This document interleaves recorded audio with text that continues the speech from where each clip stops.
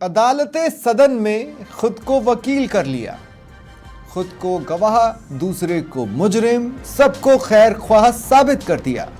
Appeal भी तुम, दलील भी तुम, जज भी तुम, हमें तो सिर्फ दर्शक कर दिया।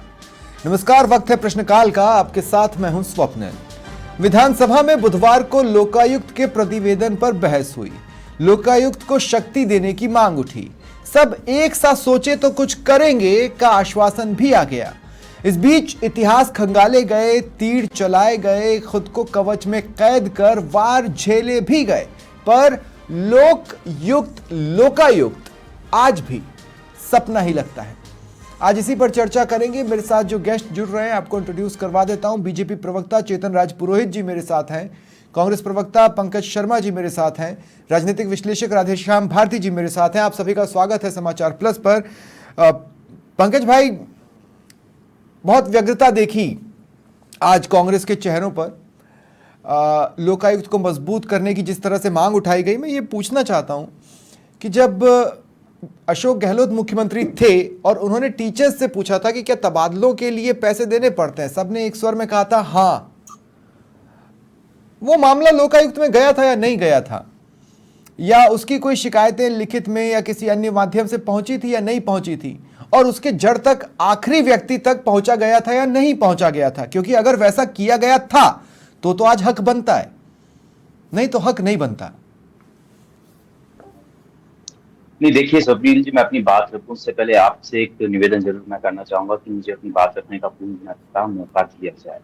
दूसरी बात, जहां से ये शुरुआत होती है लोकायुक्त वाली, आप सब लोगों ने देखा, हमने 2011 में जिस तरीके से बीजेपी, आरएसएस और आरएसएस के लोगों के तहत जो आज आम आदमी पार्टी है, उन सब ने किस तरीके से लोकायुक्त की मांग की थी, जो कि केंद्र में लोकपाल के नाम से जाना जाता है, स्टेट में हम लोकायुक्त के नाम से जाना जाता है। लोकायुक्त का बेसिकली काम जो है वो लोगों को संरक्षण देना है। संरक्षण जो लोक सेवक हैं, जो राजनेता हैं, ब्यूरोक्रेट्स हैं, या जो भी और सचिव लेवल के लोग हैं, उनके के द्वारा किए हुए किसी भी तरीके की अगर हम बात करें, जो भ्रष्टाचार की बात हो, उनके खिलाफ जो भी प्रतिवेदन आते हैं उनको सुनने की बात हो, ये लोक सेवक का काम होता है, लोकायुक्त का काम होता है। उसके बाद से इसको बहुत स्ट्रॉन्ग बनाने की मांग लगातार उठती रही और उसी की वजह से हम लोगों को लॉस भी हुआ। 2013 में हमारी सरकार सेंटर से चली गई। लेकिन आप सब लोगों ने देखा कि बीजेपी जिस भ्रष्टाचार के नाम पे राजनीति कर रही थी लगातार, जिसके संरक्षण के नाम पे वो लोग सत्ता में आए, वो कहीं भी उसको फुलफिल करते हुए नजर नहीं आया। आज इसी बात को लेके जो 2023 का प्रतिवेदन था, 35वां प्रतिवेदन था, उसमें टीकाराम जूली जी जो हमारे नेता प्रतिपक्ष हैं, बाकी विधायक है, मुकेश भाकर हैं, सब लोगों ने ये मांग रखी कि राजस्थान में कम से कम लोकायुक्त को स्ट्रॉन्ग किया जाए। और जो लोकायुक्त के पास जो भी शिकायत है तो उनका समयबद्ध तरीके से उसका निस्तारण किया जाए। लेकिन वो निस्तारण हुआ नहीं जा रहा। जो पंकज भाई, अब मुझे कुछ जोड़ने का मौका दीजिए प्लीज, नहीं तो फिर सवाल हो नहीं पाएंगे। नहीं पंकज भाई, अब मुझे भी कुछ जोड़ लेने का मौका दें प्लीज। बीजेपी की सरकार में लगातार मैं आपसे ये कह रहा हूं कि लोकपाल का कॉन्सेप्ट कांग्रेस लाई थी, और जिस समय से लाई थी तब से लेकर 2011 तक उस पर कुंडली मारकर बैठी रही। अन्ना हजारे आए, उन्होंने आंदोलन किया, वो बीजेपी का आंदोलन नहीं था। अन्ना हजारे के आंदोलन में जब बीजेपी के चेहरे भी पहुंचे तो अन्ना हजारे ने उनको वहां से हटा दिया। आप कह रहे हैं कि अन्ना हजारे बीजेपी के कठपुतली थे, तो ऐसी कठपुतली कि उनको बीजेपी बोले कि हम आए तो हमको भगा देना, वो मान ले। इतने आप समझ सकते हैं, मैं वो शब्द का इस्तेमाल नहीं करना चाहता। अन्ना हजारे वैसे नहीं है, वो समझदार व्यक्ति हैं। ठीक है, पॉइंट नंबर 1। पॉइंट नंबर 2, उस आंदोलन की वजह से आप लोकपाल लाए, लेकिन दंतविहीन लाए। आप खुद दंतविहीन लाए, आप खुद कोई बहुत अच्छा लोकपाल नहीं लाए। जैसी मांग थी वैसा तो बिल्कुल नहीं लाए।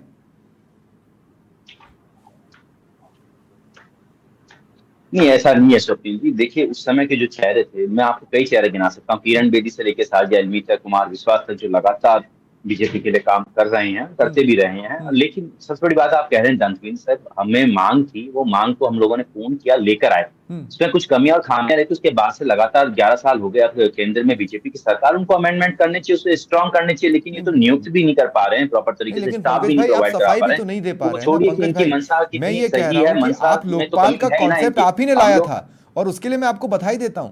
लेकिन मैं कह रहा हूं कि लोकपाल के लिए जब देश ने और अन्ना हजारे ने आंदोलन किया तब आपने उस पर कदम बढ़ाए, नहीं तो तब तक तो आप कुंडली मारकर बैठे हुए थे। 20-30 साल लोकपाल के कॉन्सेप्ट को आए 20-30 साल हो चुके थे।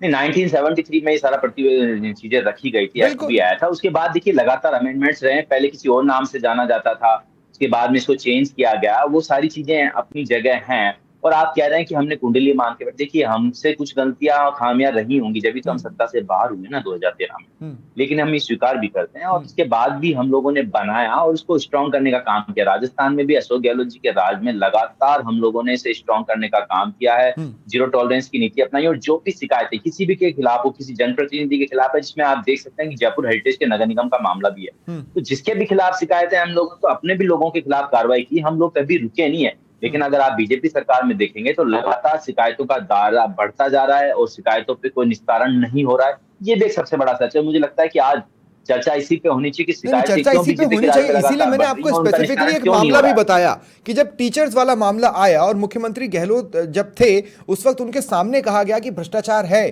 पैसे मांगे जा रहे हैं। उसकी जड़ तक आप कभी पहुंचे नहीं, क्योंकि हमें तो ये पता ही नहीं चला कि फिर उन टीचर से पैसे कौन मांग रहा था। और इसीलिए मैंने कहा कि लोकायुक्त को तो उसी दिन मजबूत कर देना चाहिए था जब सीएम के सामने एक भ्रष्टाचार का खुलासा हुआ, पर्दाफाश हुआ, लेकिन वो नहीं किया गया, है ना। मैं चेतन राजपुरोहित जी को भी शामिल करना चाहता हूं अब डिबेट में। चेतन भाई, देखिए कांग्रेस ने बहुत वैलिड और इनवैलिड दोनों तरह के पॉइंट्स उठाए। मैं ये कह रहा हूं कि जब अन्ना हजारे आंदोलन पर बैठे थे तब बीजेपी सदन में हंगामा कर रही थी अन्ना हजारे के नाम पर, और वो चाहती थी कि यूपी अन्ना हजारे को सुने। उसके कुछ समय के बाद जब वो आंदोलन खत्म हो गया, खबर गुजरात से आती है, तब सीएम हुआ करते थे नरेंद्र मोदी वहां के, कि वहां पर लोकायुक्त को कमजोर करने के तहत की कोशिश के तहत एक बिल लाया जा रहा है। मैं ये कह रहा हूं कि जब जो चीज़ सुषमा स्वराज को, अरुण जेटली को, इन जैसे कद्दावर चेहरों को सही लगती थी, वो लोकपाल नियुक्त क्यों नहीं किया गया एनडीए के काल में? सबसे पहले तो मैं आता हूँ, प्रधानमंत्री जी का आपने वक्तव्य सुना होगा कि भ्रष्टाचार पर जीरो टॉलरेंस पे काम कर रहे हैं। और आपने देखा होगा जिस प्रकार से लगातार ईडी और सीबीआई के रेडार पर आए और जिस प्रकार के घोटाले पकड़े गए, इससे साबित होता है कि माननीय प्रधानमंत्री जी घोटाले पकड़े गए, आरोपी नहीं पकड़े गए अभी तक, मास्टरमाइंड तो बिल्कुल भी नहीं पकड़े गए। अब मैं राजस्थान पे आता हूँ। ये जो 35वां प्रतिवेदन जो आया, वार्षिक प्रतिवेदन, इसमें टीकाराम जूली जी, हरिमोहन शर्मा जी ने प्रश्न उठाए। ये पूरा का पूरा प्रतिवेदन कांग्रेस के समय का है, भारतीय जनता पार्टी के समय का नहीं है। लेकिन फिर भी मैं कहना चाहता हूँ कि जो भी भ्रष्टाचार की शिकायतें आई है, आपको पता होगा लोकायुक्त को सजा देने का अधिकार नहीं है। नहीं चेतन भाई 2 सेकंड, चेतन भाई मैं ये कह रहा हूँ कि क्या आम लोगों को ये अधिकार नहीं है कि उनके पास एक ऐसी पर्सनालिटी हो जो उनके रीच में हो? प्रधानमंत्री मोदी हर किसी के रीच में नहीं है ना। मैं आपसे ये कह रहा हूं कि क्या बीजेपी लोकायुक्त और लोकपाल के कॉन्सेप्ट को सही मानती ही नहीं है क्या? आप ये कह रहे हैं वो कांग्रेस के समय का था, तो मैं आपसे ये पूछ रहा हूं उसमें गलत क्या है? तो मैं यही तो बोल रहा हूँ स्वप्निल, मैं यही बोल रहा हूँ, सुनिए। राजस्थान के परिप्रेक्ष्य में बात करते हैं, भारतीय जनता पार्टी सरकार ने सभी विश्वविद्यालय में लोकपाल नियुक्त कर दिए, आपको पता है। राजस्थान के सभी वित्त पोषित विश्वविद्यालय में लोकपाल की नियुक्ति हो चुकी है। अब आप उसकी पावर्स कितनी है? मैं नरेगा में लोकपाल की नियुक्ति हो, ज्यादा से ज्यादा क्या कर सकता है? कांग्रेस शासन में भी थे। चेतन भाई आप भी जानते हैं, आप जिन लोकपालों की बात कर रहे हैं वो ज्यादा से ज्यादा क्या कर सकता है, आपको भी पता है, मुझे भी पता है। उसकी पावर्स कितनी है? न के बराबर। मैं आपकी बात पे आ रहा हूँ। मैं आपकी बात पे आ रहा हूँ। भारतीय जनता पार्टी का स्पष्ट मानना है कि लोकायुक्त की शक्तियां बढ़नी चाहिए। भारतीय जनता पार्टी लगातार इस दिशा में कहा, जवाब में भी कहा है, आज जवाब में भी कहा है। स्टाफ की बात हमारे मित्र कांग्रेस के मित्र ने उठाई है, बिल्कुल सही है। हमको प्रक्रिया विचाराधीन है, उनको स्टाफ मिलना चाहिए, वो प्रक्रिया विचाराधीन है। और लोकायुक्त की शक्तियां जो है उसमें बढ़ोतरी होनी चाहिए। इसमें कांग्रेस का भी साथ, भारतीय जनता पार्टी के साथ कोई दिक्कत नहीं है कि ये भी काम भी होगा। लेकिन मैं एक बात निश्चित रूप से कहना चाहता हूँ कि राजस्थान में जिस प्रकार से विगत 5 वर्षों में हुआ था, वो अपने आप में एक उदाहरण था पूरे हिंदुस्तान के लिए। नहीं, लेकिन जब विपक्ष ये कह रहा है कि हमारे समय में करप्शन की शिकायतों के 15,000 मामले थे जो आपके समय में बढ़कर 42,000 हो गए, इसके जवाब में जोगाराम पटेल जी सिर्फ ये बता पाए कि ज्यादातर शिकायतें कांग्रेस राज की थी। आंकड़े तो रखने चाहिए थे, आंकड़े तो रखने चाहिए थे ना। इसके अंदर एक संशोधन भी किया है। अब शिकायतकर्ता को शपथ पत्र पर शिकायत देनी पड़ेगी। नहीं, सवाल वो नहीं है, सवाल यह है कि जैसे नेता प्रतिपक्ष ने कुछ आंकड़े बताए, मंत्री ने आंकड़ों के साथ पलटवार क्यों नहीं किया? तो उसके खिलाफ भी कार्रवाई होगी, गुमनाम पत्रों पर कार्रवाई नहीं होगी। गुमनाम पत्र पर नहीं होगी, शपथ पत्र पर जो शिकायत करेगा कोई दिक्कत नहीं है। अगर कोई भी राजस्थान का नागरिक कोई भ्रष्टाचार के बारे में बताता तो कार्रवाई होनी चाहिए। ये एक पेचीदा मसला है चेतन भाई, ये एक पेचीदा मसला है। मैं बता दूं कैसे, और उसके बाद मैं राधेश्याम जी के पास जाऊंगा। शपथ पत्र में ही करना है, हर किसी को नहीं पता कि वो किस तरह से किया जाता है। कुछ लोग डर की वजह से या अन्य कारणों की वजह से अपनी आइडेंटिटी को गुप्त रखना चाहते हैं। वो क्यों चाहेंगे कि लिखित में हमारा नाम सामने आए? हालांकि वैसे लोगों को पकड़ने का भी एक मैकेनिज्म होना चाहिए, लेकिन वो मैकेनिज्म है नहीं। ये मुद्दा इसलिए आया है कि लोग बाग गुमनाम शिकायतों से कई बार ज्यादातर लोग झूठी शिकायतें करते हैं, जो प्रशासनिक मशीनरी का समय व्यक्त होता है। अगर लेकिन मैं ये कह रहा हूं कि आम नागरिक को अपना प्रतिनिधि मिलना चाहिए। जब जनप्रतिनिधि राइट टू रिकॉल नहीं दे सकते, अगर तथ्य पास में है नहीं, हमें जनप्रतिनिधियों से कौन बचाएगा? वो लोकायुक्त बचाएगा। हम लोकायुक्त को ताकत देंगे तभी तो बचाएगा, लेकिन हमें वो नहीं बचा पा रहा है क्योंकि उसके पास पावर्स नहीं है। लोकपाल की, लोकायुक्त की ये अवधारणा ही नहीं थी जिस अवधारणा पर आज काम हो रहा है। मैं राधेश्याम भारती जी आपको शामिल करना चाहता हूं। राधेश्याम भारती जी, मैंने शुरुआत में इस बात को कहा था कि आज सदन में बात यह थी कि अब ऐसा लग रहा था कि हर कोई अपना वकील है और हर कोई अपना गवाह है और सामने वाले को वो मुजरिम साबित करना चाहता है, लेकिन अपील भी तुम, दलील भी तुम, जज भी तुम, तो फिर हम दर्शक से ज्यादा क्या है? देखिए स्वप्निल जी, सच्चाई तो यही है, जो लोकायुक्त की व्यवस्था है उसमें केवल एक दर्शक मात्र जनता बनकर के रह गई है। इसकी अवधारणा तो ये थी कि आम आदमी को बिना किसी कानूनी पचड़ों के और उसको जो है न्याय मिले। लेकिन आप देखिए लोक पदों पर जो लोग जो है बैठे हुए हैं, अब चेतन जी भाई साहब कह रहे हैं कि एफिडेविट की जरूरत है। अब एफिडेविट कोई देगा? आप बताइए, कोई आईपीएस है और उसके खिलाफ जो है कोई शिकायत करना चाहता है लोकायुक्त में, वो उससे कैसे दुश्मनी ले सकता है? आम आदमी की क्या हिम्मत है? कोई आईएएस है, उससे कैसे दुश्मनी ले सकता है? मंत्री से कैसे दुश्मनी ले सकता है? ये तो गुप्त रह करके और न्याय मांगने वाली व्यवस्था है, लेकिन ऐसा कुछ होता नहीं है। और लोकायुक्त का आप देखिए, उसके चयन की प्रक्रिया भी गलत है। सरकार जब रूलिंग पार्टी लोकायुक्त बनाती है तो आप देखिए फिर वो क्या न्याय करेंगे? प्रश्न ये है। आज 42,000 प्रतिवेदन लंबित हैं, इसमें न्याय किसको मिला? लोकायुक्त की प्रक्रिया क्या रहती है कि उनके पास कोई मामला जाता है और वो उसकी जांच करके देखिए, उसमें सचिव जो उसका लोकायुक्त का होता है वो सेशन जज होता है, और जो डिप्टी सेक्रेटरी होता है वो एडीजे होता है। अब वो लोग अपनी जांच तो कर करके उसको दे देते हैं लोकायुक्त को, लोकायुक्त सरकार को भेज देते हैं अपना प्रतिवेदन, वो जो है वो फाइलों में दब के रह जाता है। नहीं, दरअसल मैं आपको एक बात बताता हूँ राधेश्याम जी, मैं आपको एक बात बताता हूँ। जैसे कि मान लीजिए किसी पॉलिटिकल चेहरे के ऊपर कोई मामला दर्ज हुआ, तो जब उसके दल की सरकार आएगी वो मामला हटा दिया जाता है। मैं कह रहा हूं कि अगर लोकपाल कुछ लिख के भी भेज देंगे, मान लीजिए अगर शिकायत हमें किसी पूर्व सीएम या मौजूदा सीएम से हो, वो लिख के भेज देंगे, तो अल्टीमेटली सजा या क्या करना है वो फैसला तो सीएम के हाथों में चला जाएगा या राज्यपाल के हाथों में चला जाएगा। देखिए उनके हाथों में चला जाएगा क्योंकि शक्तिहीन है लोकायुक्त। लोकायुक्त के पास अपनी पुलिस हो, अपनी फोर्स हो, तो निश्चित रूप से लोकायुक्त उसको जो है इम्प्लीमेंट करा सकता है अपने निर्णय को। लेकिन अब लोकायुक्त तो जो है आपने जैसे कहा कि दंत विहीन जो है ये व्यवस्था है लोकायुक्त की, तो सही है, इसमें गलत नहीं है। उसके पास पावर ही नहीं है जो वो कैसे किसी मंत्री पे किसी पे कोई बड़े अधिकारी पे इन पे क्या एक्शन ले सकता है? बताइए कैसे लेगा एक्शन? तो सबसे पहले तो ये है कि सरकारों की भी इच्छा शक्ति होनी चाहिए। देखिए चेतन जी भाई साहब ये कह रहे थे कि हमारा कोई इसमें कोई मामला नहीं था, हमारे लोग नहीं थे। आप बताइए जब अन्ना हजारे के उसमें नेतृत्व में ये आंदोलन किया जा रहा था तो उसमें छद्म रूप से भारतीय जनता पार्टी की पूरी ताकत लगी हुई थी। उस समय तो ये था कि वास्तव में कांग्रेस को इस नाम पर उखाड़ा जाए। नहीं, लेकिन मैं इस बात से पूरी तरह मैं सहमत नहीं हूं। मैं इस बात से सहमत ही नहीं हूं राधेश्याम जी। मैंने बहुत नजदीक से उस आंदोलन को देखा। अन्ना हजारे ऐसे व्यक्तित्व है ही नहीं कि उन्हें कोई उकसाकर इस तरह से अपना हथियार या अपना टूल बना सकता है। मैं ये निजी स्तर पर कह रहा हूं, जितना मेरी समझ है या जितना मैं उसको जानता हूं। देखिए स्वप्निल जी, आंदोलन को किसने ताकत दी है? आंदोलन को तो है पर्दे के पीछे से ताकत दी जाती है। मैं अन्ना हजारे के लिए नहीं कह रहा कि उनको उकसा के ऐसा किया गया, लेकिन पीछे से ताकत तो दी जा रही थी। बिना ताकत के तो आंदोलन खड़ा नहीं होता है। इसमें भी क्या गलत है, आप बताइए।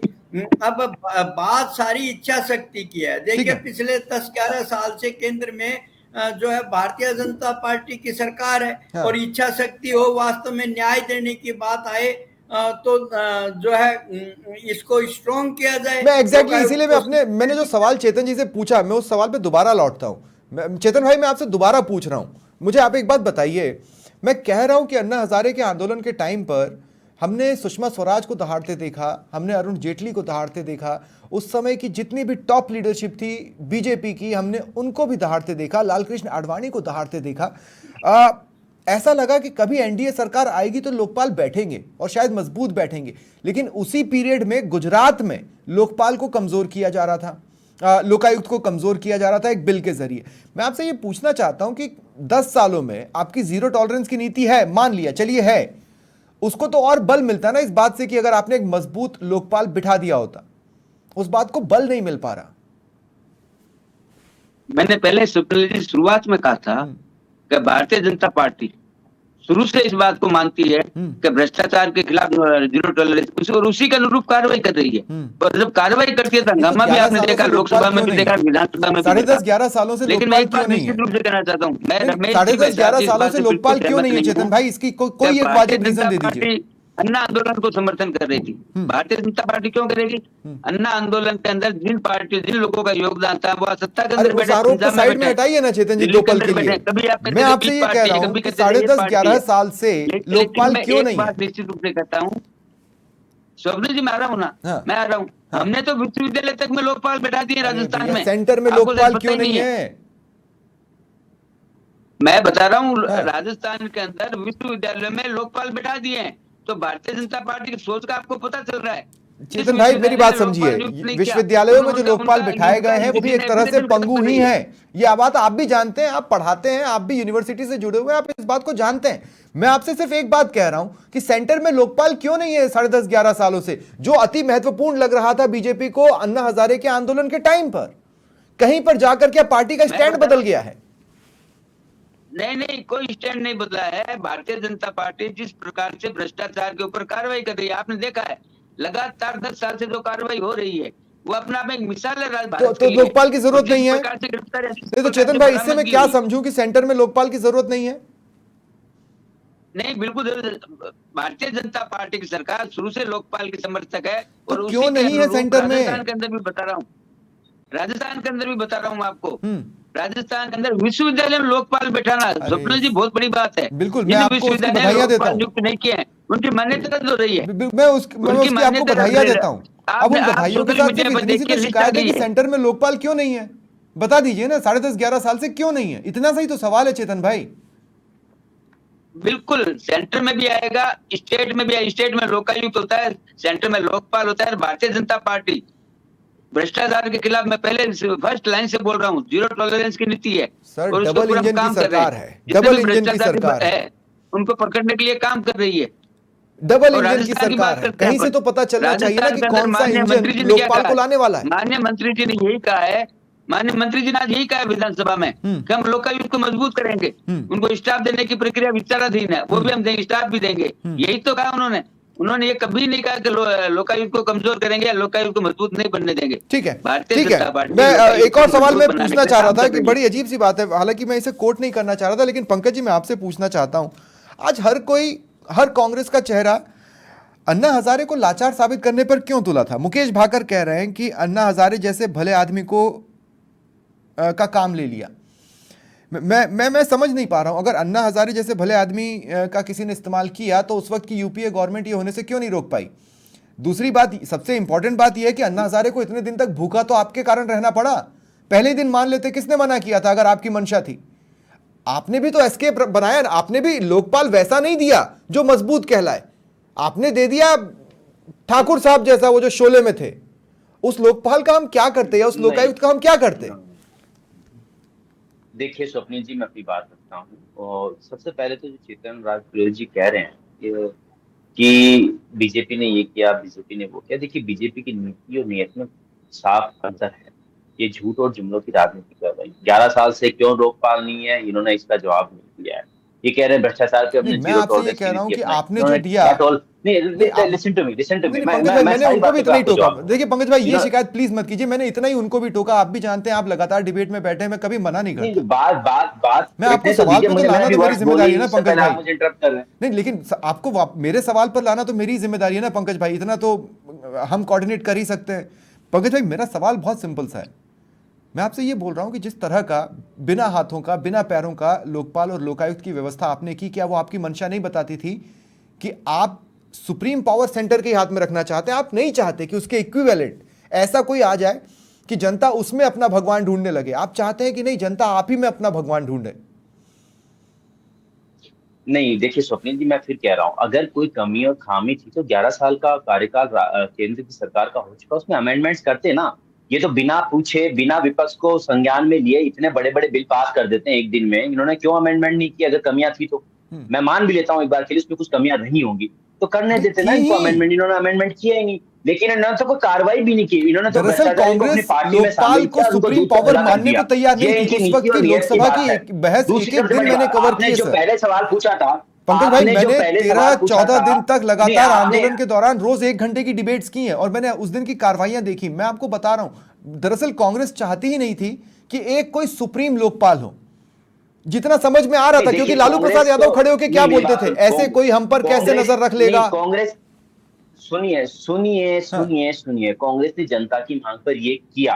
हम्म। लेकिन जो आप पहले सवाल पूछे, तो सवाल का भी जवाब मैं देना चाहूंगा। हम्म। आपने कहा कि क्यों, आपने ये कहा कि इसको बीजेपी बैक कर रही थी हम्म। या उसमें राजनीतिक मंशा थी। हम्म। देखिए, जरूर चेहरा अन्ना आंदोलन में अन्ना जी थे, हम्म। लेकिन अगर आज उनके साथ वाली टीम को आप देखेंगे ना, हम्म। पूरी टीम को उठा के देखेंगे, भले ही वो आई मीन साजिया इल्मी हो, किरण बेदी हो, हम्म। बाकी सारे लोग, राजनेता हो, इस तरीके से, किस तरीके से रामदेव की जी की बात करें, बाबा रामदेव बड़ा आंदोलन चला रहे थे उस समय, उन्होंने आप किस तरीके से उसमें फायदे लिए। ये पूरा देश जानता भी है, समझता भी है, सबको समझ आ भी रहा है। लेकिन हमने पंकज तो भाई, लगातार देश के जनता की किसी भी मांग पे, हिस्से में, राजस्थान किसी में भी हो, कोने में, केंद्र में कहीं हो, भी कोई आंदोलन अगर होगा किसी तो विपक्ष कानून उसको की लपकेगा मांग ही। हुई है तो उसे बनाने का काम किया ये है, तो रूटीन और सियासत समयबद्ध है। तरीके से बनाने का काम किया। समय समय पे कानूनों को शक्ति प्रदान कर देनी चाहिए, उनको और मजबूत बनाना चाहिए। तो लोकतंत्र तो इसीलिए तो लोकायुक्त को आप लगातार बना सरकारें सकते थे बदलते, ना भाई। मैं सरकार को आपसे कह बदलने रहा की हूं, कोशिश कितना और करने अच्छा चाहिए। मौका आया था कांग्रेस के पास लोकायुक्त को मजबूत बनाने का। उस मौके के आने के बाद भी उस मौके को आपने जाने दिया। कहां किया आपने मजबूत? आपको किसने रोका था करने से भाई? नहीं, स्वप्निल जी, हमने बनाया, और पहली बार बनाने पे तो कई अरे बार भाई, मैं सब्जी में कह भी रहा हूं नमक कि की आप कमी ये रह कहते जाती थे है, तो हमारे नमक अंडर ऊपर में डालते हैं भ्रष्टाचार ना। नहीं होता। अगर कमी रह आप गई थी तो उसमें अमेंडमेंट करनी गहलोत जी चाहिए के थी। सामने शिक्षकों ने अमेंडमेंट कह करनी दिया चाहिए भ्रष्टाचार ना। हो रहा है। आप इससे बड़ा सबूत क्या चाहिए था पंकज जी आपको? नहीं, आपका क्वेश्चन मैं सुन नहीं पाया, मैं ये कह रहा हूं, मैं रिपीट। आपसे ये कह रहा हूं, पूरी दुनिया ने कहा कांग्रेस राज में भ्रष्टाचार हो रहा है, कांग्रेस ने नहीं माना, कुछ साबित भी नहीं हुआ। लेकिन जब गहलोत जी के अरे सामने साहब, ये तो टीचर्स अब ने तो कह कोर्ट दिया ने भी कह दिया, भ्रष्टाचार अब हो तो रहा है, कोर्ट तो ने जांच क्यों कैग नहीं की हुई? रिपोर्ट, अब तो कोर्ट ने, कैग की रिपोर्ट ने भी कह दिया कि कांग्रेस के राज में कोई ठीक है, भ्रष्टाचार नहीं हुआ। ठीक साफ है। साफ तो निकले वो हमारे टीचर सारे लोग, कौन थे और इन्हीं के जिन्होंने राज में गहलोत निकले, साहब को बताया इन्हीं कि के राज में तबादलों के निकले। लिए पैसों का जिस लेन देन हो रहा झूठे है? वादों को, जिस झूठे प्रोपोगेंडा को लेकर इस सरकार में आए हैं ना, अरे वो सारे भाई, मेरा बहुत प्रोपोगेंडा के सिंपल सा धुल गए एग्जांपल था। हैं। राधेश्याम सब भारती लोग जी को मैं पाक डिबेट में साफ ले हो रहा गए हैं, और हूं। ये राधेश्याम केस ये भारती जी, कोर्ट आपको ने बहुत किया अच्छे है। से याद होगा, टीचर्स के बीच में मौजूद थे गहलोत जब सीएम थे। उन्होंने पूछा कि क्या तबादलों के लिए पैसे लेने देने पड़ते हैं? तो टीचर्स ने कहा हाँ। मैं ये कह रहा हूं कि बाकी सारे आरोपों को आप कह दीजिए राजनीतिक आरोप है, मैं नहीं मान, मैं उसकी तरफ ध्यान ही नहीं दे रहा हूं। मैं ये कह रहा हूं कि जब ये कहा गया कि टीचर्स के तबादलों में पैसों का लेन देन हो रहा है, तो उसकी जांच होनी चाहिए थी या नहीं? उसी वक्त ये तय नहीं कर लेना चाहिए था कि अब मैं लोकायुक्त को मजबूत करूंगा, कहीं तो कुछ गड़बड़ हो रही है। राधेश्याम जी, देखिए स्वप्निल जी, सच्चाई है ये। कोई भी पार्टी जो है वो अब सत्ता का हस्तांतरण ऐसी इकाई को करना नहीं चाहती है। ऐसी एजेंसी को बिल्कुल भी जो है वो सत्ता का हस्तांतरण नहीं करना चाहती। केवल ये लीपापोती है, न भारतीय जनता पार्टी चाहती है न कांग्रेस ने चाहा। बेशक ये व्यवस्था बनाने दिखावे के तौर पे बनाई गई है, लेकिन आप देखिए कि उस पर कार्रवाई क्या हुई है आज तक। आप जैसे 42,000 प्रतिवेदन है, तो उसमें राजस्थान में कितनों पे कार्रवाई हुई है और कब होगी ये? तो ये सब केवल जो है दिखाने की बातें हैं। और जहां तक जैसे देखिए अभी चेतन जी भाई साहब कह रहे हैं कि जीरो टॉलरेंस है को पहले कांग्रेस के शासन में कोई किसी को शिकायत दर्ज करानी होती थी तो शिकायत दर्ज करा देते थे, तो ऊपर से जवाब आता था, पूछते थे कि आपकी समस्या सोल्व हुई कि नहीं। अब मेरा पर्सनल मामला है, चेतन जी भाई साहब कह रहे हैं मेरे घर की बिजली कट गई, मेरे पिताजी के नाम से कनेक्शन था, 4 दिन तक हम शिकायत दर्ज कराते रहे, ऊपर से जो है केवल ये आया कि आपकी समस्या ठीक हो गई, आपकी समस्या सुलझ गई, आपको कोई अरे समस्या कहाँ से सुलझ गई? अब बताइए, जब एक हमारे साथ एक पत्रकार के साथ इस तरह की वो बात होती है तो आमजन के साथ क्या बात होती होगी? सुनवाई होती नहीं, केवल लिपापोती हो रही है। चेतन जी भाई साहब, आप सरकार को चेताएं, कहें, वरना स्थिति खराब है, कोई सुनवाई नहीं हो रही है। आप तो कह रहे हैं जो है, अरे सर क्राइम में देख लीजिए ना, क्राइम में इस समय राजस्थान की स्थिति देख लीजिए। आज झुंझुनू में एक रिटायर्ड सूबेदार, उनकी पत्नी को जिंदा गला काट दिया गया, 2 दिन पहले उदयपुर में गला काट दिया गया। लगातार क्राइम इतना बढ़ रहा है। ठीक है चेतन भाई, लास्ट रिबटल मैं आपको दे रहा हूँ, उसके बाद मैं डिबेट क्लोज कर दूंगा। सरकार को चेताइए, बहुत बुरी। ठीक है चेतन भाई,